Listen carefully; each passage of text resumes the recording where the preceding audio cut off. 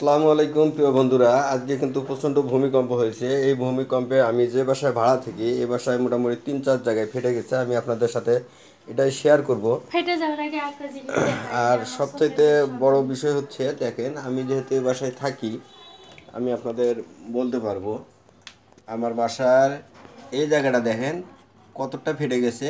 মোটামুটি 3-4 জায়গায় ফাটছে। আমি আপনাদের সাথে শেয়ার করব, এই জন্য আর কি ভিডিওটি করা।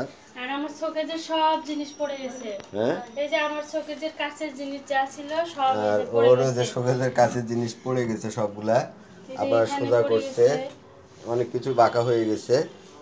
আর দ্বিতীয়ত আরেক জায়গায় আমি আপনাদের যদি দেখাই, একটু জুম করলে দেখতে পাবেন, হয়তো বা জুম করে নিচ্ছি।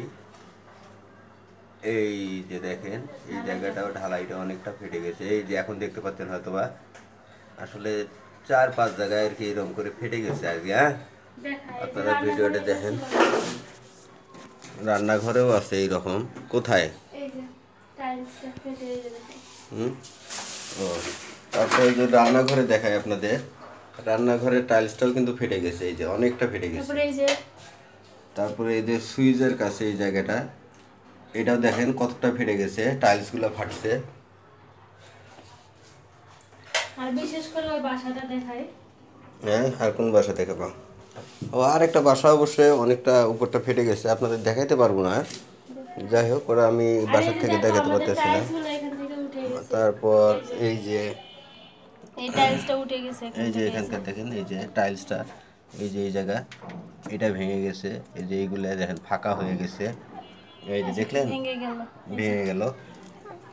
আসলে বাসার অনেকটাই ক্ষতি হয়ে আমার গেছে। বাথরুমের দরজার উপরের ওই জায়গাটা তো অনেকটা তারপরে ফেটে গেছে। এই যে আপনার ফল ছাদ, যেটা এই ফল ছাদটার এইগুলো ফাঁকা ছিল না, দেখতে পাচ্ছেন কিনা আমি জানি না, তবে অবশ্যই পাবেন দেখতে। এই যে ওই যে দেখেন এই যে উপর দিয়ে ফেটে গেছে।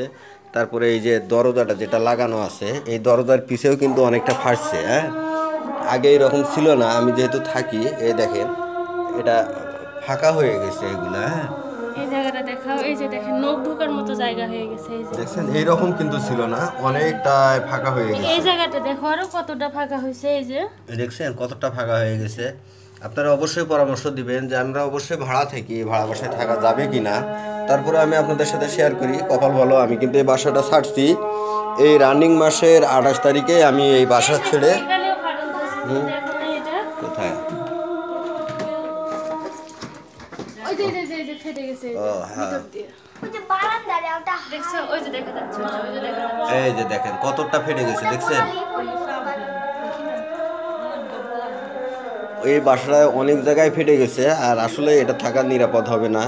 আল্লাহ যা করে ভালোর জন্যই করে। সেটা হচ্ছে, আমি কিন্তু এই বাসা ছেড়ে দিছি। একটা জিনিস দেখাও, বিশেষ করে নিয়ে আসো নিয়ে আসো। আমি এই বাসা ছেড়ে দিছি 28 তারিখ, কিন্তু আমরা এই বাসা থেকে নেমে অন্য বাসায় যাব।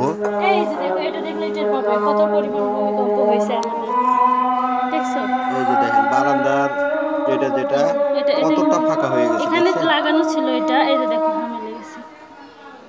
তো কি পরিমাণ ভূমিকম্প হয়েছে। এটা কিন্তু এটার সাথে লাগানো ছিল এটা। আসলে এটা কিন্তু, এই যে হ্যাঁ, পড়ে যাবে, মাইসে মাথায় পড়বে। এই যে দেখেন, দেখতে পাচ্ছেন কিনা আমি জানি না, একটা ছবি ওঠা হতো, ধরো এই যে নিচে নামাও একটু। দেখেন এই সাইডটাও কিন্তু অনেকটাই ভেঙে গেছে। এই যে ফাঁকা হয়ে গেছে। এটা কিন্তু মানুষের মাথায় পড়তো। এই যে একটু দেখো। পরেই কিন্তু মানুষের মাথায় পড়তো। এই যে দেখেন কত বড় জিনিসটা। এই এই যে ঢালাইটা, এটা যদি মানুষের মাথায় পড়তো অবশ্যই অনেক পরিমাণ ক্ষতি হয়ে এটা যাইতো। ক্যামেরাটা এই পাশে নাও তো। এই যে দেখেন ভিতর পাশ করে নাও। হুম, এই যে দেখেন। এই যে তাহলে দেখছেন? কি কি পরিমাণ ভূমিকম্প হয়েছে। এই যে এখানে ফাটছে। মানে সবগুলোই দেন এই যে চুরমুড়া ফাঁকা হয়ে হয়েছে। গেছে মানে এখন বিশেষ করে ঢাকা শহর থাকাটাই অনেক বড় রিস্ক হয়ে গেছে। এই যে এখানে ফাটছে দেখাই। এই যে ভিতরে ফাটছে। এই যে দেখেন এই পাশেও ফাটছে। যাক, আল্লাহ যা এই করে যে ভালোর জন্যই চুলাটা করে, বেঁচে আছি আলহামদুলিল্লাহ। আপনাদের বাসার কি অবস্থা অবশ্যই জানাবেন কমেন্ট বক্সে।